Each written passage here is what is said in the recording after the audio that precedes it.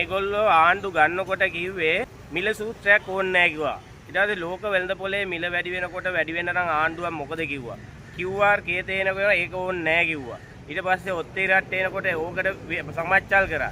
දැන් මුළු ලෝකෙටම සමාජචලයක් තමයි අන්ර. අන්ර කියන්නේ සමාජචලයක්. එදාට බොරු කියා යනවා. මේක තව දුරටත් බොරු කියන්න බෑ. මේක අතහැරලා යන්න වෙනවා.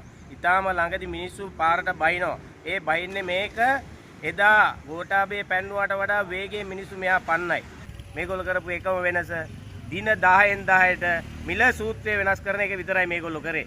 ගල් අඟුරු වලින් වෙන්චි දැවැන්ත පාඩුව පියව ගන්න තමයි මේගොල්ලෝ මිල වැඩි කරන්නේ. ඇත්තටම මේගොල්ලන්ට යුද්ධයේ මල් වැස්සක් කියලා දෙනවා මිල වැඩි කරන්න.